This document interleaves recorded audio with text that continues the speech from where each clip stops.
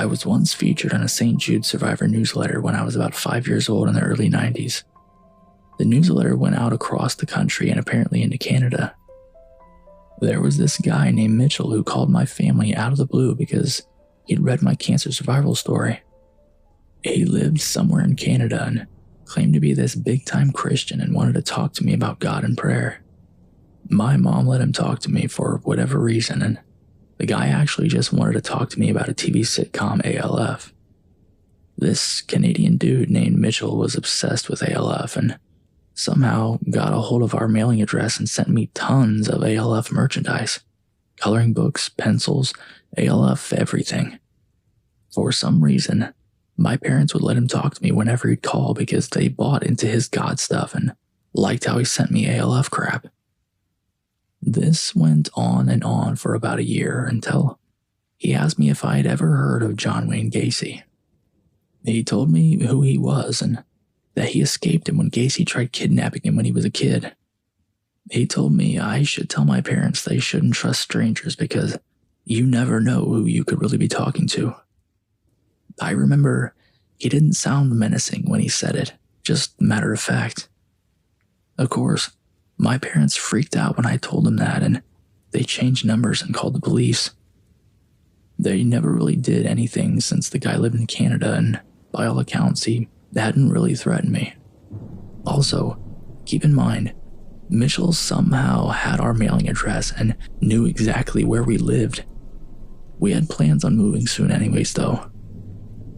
Fast forward 10 years to about 2001. We live in a new house, a new state, everything unlisted. I'm now 15. What did we get in the mail? Yes, you guessed it. A frickin' ALF coloring book.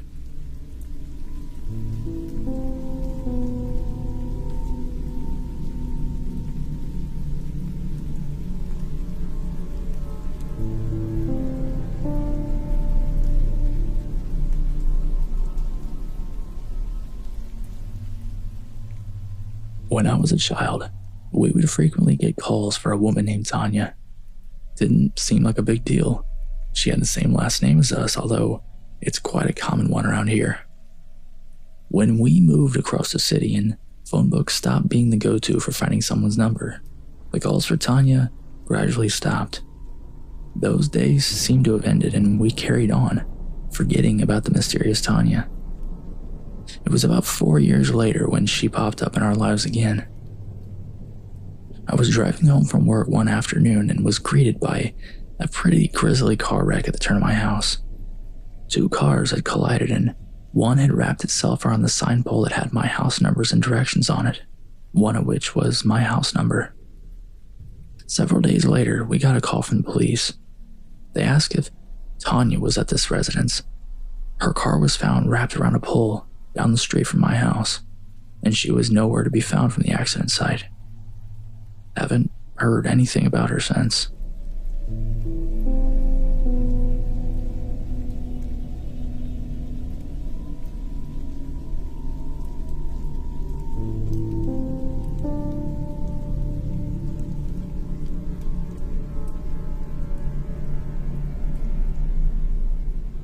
When I was growing up, one of my best friends told me about a very creepy situation involving him, his younger brother, and a man in the window.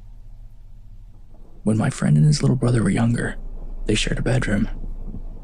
They're some years apart, but his brother was born with a multitude of different health issues, including multiple sclerosis. He's confined to a wheelchair and cannot care for himself. So, to keep an eye on him overnight when his parents couldn't, they shared a bedroom. One night, my friend randomly woke up for no particular reason and happened to glance over at his younger brother, but he noticed something very startling. A strange silhouette of a man wearing a top hat looking in through the window behind his younger brother's crib. The first thing my friend did was jump up and turn the light on. Then he ran into his parents' room to tell them what he saw. When his parents came into the bedroom to investigate, his younger brother was having a seizure in his crib. A few of his family members say it was his younger brother's guardian angel standing in the window that night. My friend believes it was death. It's all pretty unsettling to me.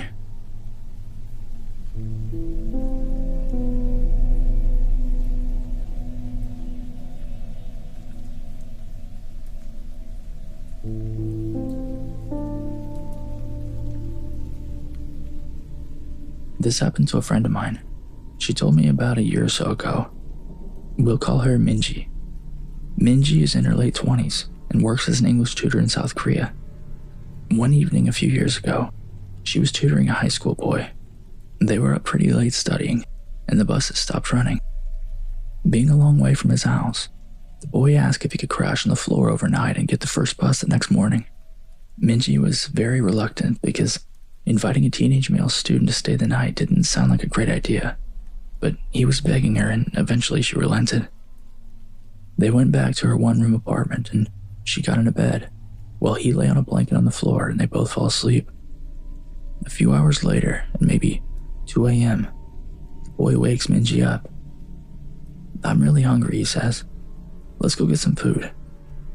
Minji opens her eyes and looks up at him in disbelief. "Food? Now? It's 2 a.m. Go back to sleep." But the student insisted. "No, I'm hungry. Let's eat something now." She tells him there's some ramen in the kitchen and he can fix them for himself. This didn't satisfy him. He didn't want ramen. "There's a 24-hour place on the road. Let's go there." Eventually, after several minutes of persuasion, the boy gets Minji to come with him to the restaurant. They leave the apartment and head out. As soon as they're on the street, the boy turns to Minji and says, "I'm not hungry. I woke up in the middle of the night and looked under your bed. There's a man sleeping there." They call the police and discover that a homeless man had been living in Minji's apartment, sleeping under her bed for over 2 months. The boy only saw him because he was lying on her floor, so he had a clear view under her bed. The police arrested the man, and thankfully there were no other issues. But that is by far the creepiest thing that has ever happened to anyone that I know.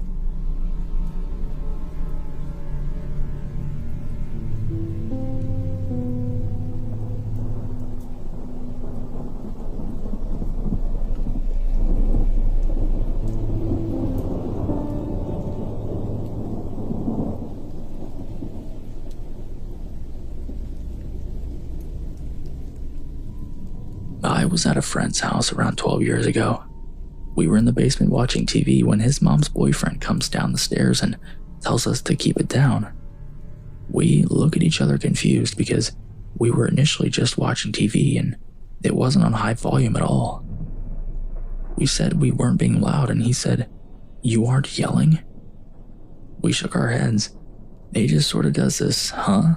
Look," then tells us he and my mom's friend had heard someone screaming coming up from the furnace vents, so he thought it was coming from the basement where the furnace is.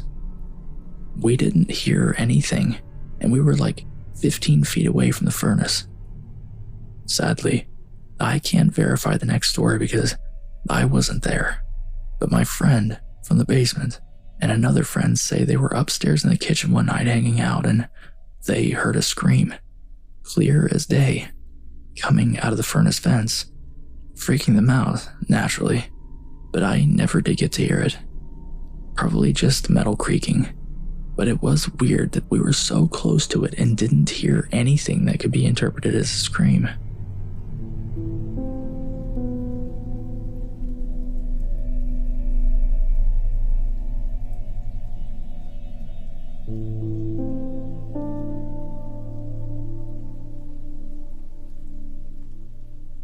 I have a 2-year-old.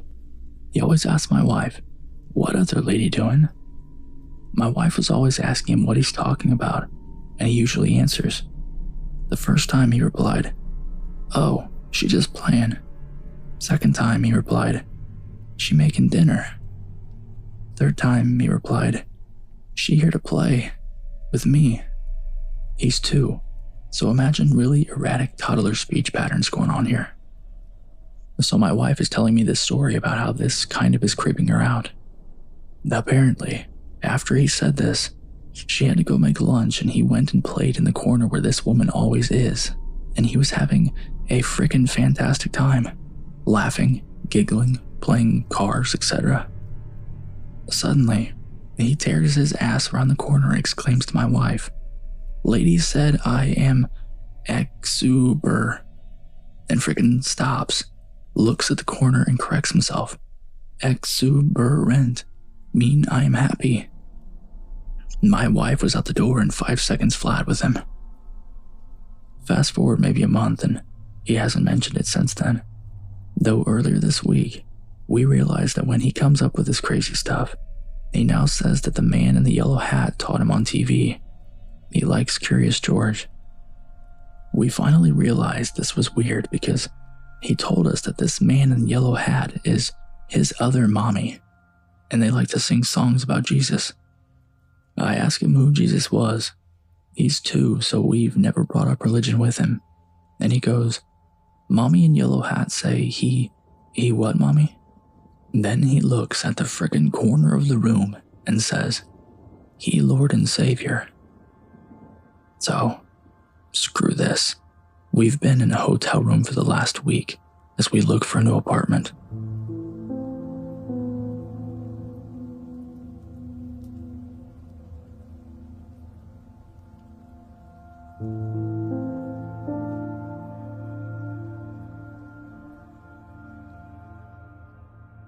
I work at Myrtles Plantation. I have so many of these stories and events that visitors tell me. The creepiest one, in my opinion, is that you can sleep at the plantation, kind of like a bed and breakfast.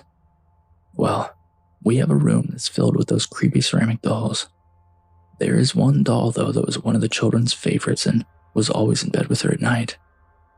The child later passed, too long to explain, and the doll stayed on the bed with her. When we started having house guests at Myrtles, we kept the doll on the bed in memory of the child. The first night when someone slept in the room, she moved the doll to get more comfortable. In the morning, the doll was back in the bed with its hands on the guest's throat. She came outraged, accusing us that we'd done something in her room. No one went in nor out of her room that night at all. The next guest moved the doll as well, and when he was sleeping, he heard tapping on the wood floors. He woke up and noticed the doll on the floor where the sound was coming from. Anytime someone who was staying in the room moves the doll will come back on the bed.